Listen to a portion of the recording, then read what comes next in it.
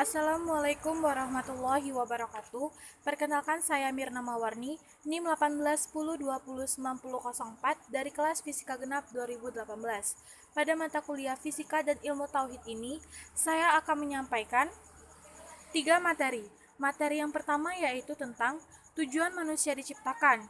Yang kedua, maksud dari manusia sebagai hamba. Dan yang ketiga, maksud dari manusia sebagai khalifah.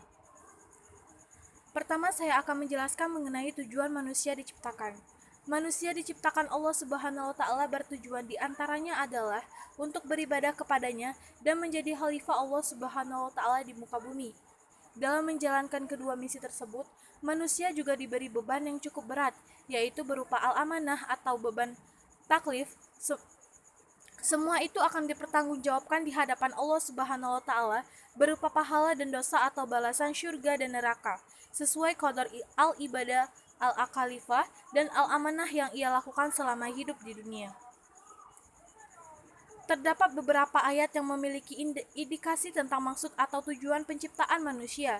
Indikasi tersebut antara lain termuat dalam ungkapan seperti al-ibadah, al-khilaf, dan al-amanah. Ketiga ungkapan kata tersebut tertuang dalam beberapa ayat Al-Quran, yaitu Surat Al-Baqarah ayat 21 yang berbunyi, "Hai manusia, sembahlah Tuhanmu yang telah menciptakanmu dan orang-orang yang sebelummu, agar kamu bertakwa." Surat Al-Baqarah 21. Ayat 21 dari surat Al-Baqarah merupakan ajakan untuk menghambakan diri hanya kepada Allah Subhanahu wa Ta'ala. Pada ayat ini, manusia diajak untuk memeluk agama tauhid, yaitu dengan menghambakan diri pada Allah Subhanahu wa Ta'ala, Tuhan satu-satunya, tunduk serta mengikhlaskan diri padanya. Kemudian mereka diingatkan bahwa Allah lah Tuhan yang telah menciptakan. Yang kedua, surat Al-Zariyat ayat 56 yang berbunyi, "Dan aku tidak menciptakan jin dan manusia melainkan supaya mereka mengabdi kepadaku." Surat Al-Zariyat dijelaskan bahwa tujuan hakiki dari penciptaan jin dan manusia adalah dalam rangka berbudidaya kepadanya. Pada ayat sebelumnya, diungkapkan bagaimana pengingkaran orang-orang Quraisy terhadap Rasulullah Muhammad, bahwa mereka menuding bahwa Muhammad adalah tukang sihir dan sebagiannya. Hal itu bukanlah suatu yang baru, karena umat-umat sebelumnya juga berbuat serupa ketika menolak para nabi yang diutus.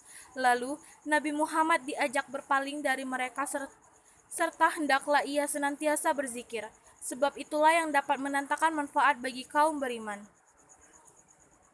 Manusia merupakan makhluk yang diciptakan Allah dari tanah, yang menurut Al-Quran, manusia yang pertama sekali diciptakannya adalah Adam. Manusia pertama itu diciptakannya dengan tangan Allah dari tanah, kemudian ditiupkan ruh pada diri manusia itu. Allah menciptakan manusia untuk beribadah kepadanya.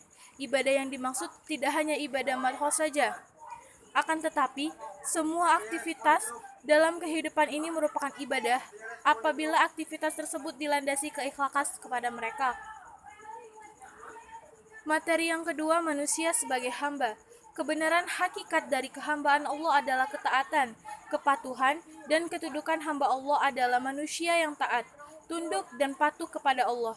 Jadi, sebagai hamba manusia harus beribadah kepada Allah, menjauhi yang dilarang dan menjalankan apa yang diperintah.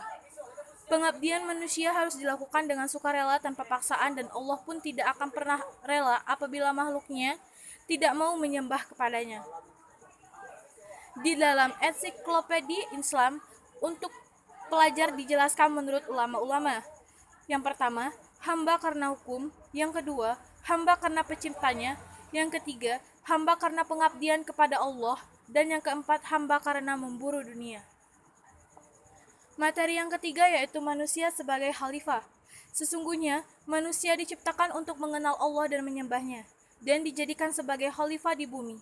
Dia juga diciptakan untuk membawa amanah yang sangat besar dalam kehidupan yang singkat ini, yaitu amanah taklif dan tanggung jawab, dan untuk diuji dengan bermacam-macam ujian untuk menghadapi hari esok, akhirat, atau yang kekal abadi. Menjalan tugas keakhlifan di dunia merupakan ibadah. Menurut M. Quraish Shihab, ibadah itu terbagi kepada dua macam. Yang pertama, ibadah murni, yaitu ibadah yang telah ditentukan oleh Allah, bentuk, qadar, atau waktunya, seperti sholat, zakat, puasa, dan haji. Dan yang kedua, ibadah gairul madzat, yaitu segala aktivitas lahir dan batin manusia yang bertujuan untuk mendekatkan diri kepada Allah.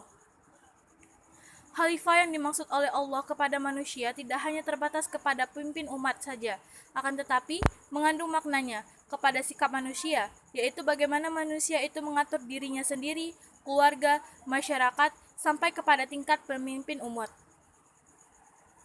Manusia sebagai khalifah terdapat dalam surat Al-Baqarah ayat 30, yaitu, ingatlah ketika Tuhanmu berfirman malaikat, sesungguhnya aku hendak menjadikan seseorang khalifah di muka bumi.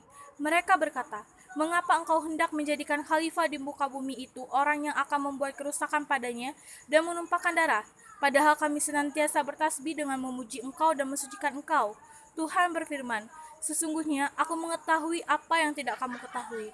Surat Al-Baqarah ayat 30. Terima kasih. Itulah 3 materi yang dapat saya sampaikan. Apabila ada kesalahan saya mohon maaf. Wassalamualaikum warahmatullahi wabarakatuh.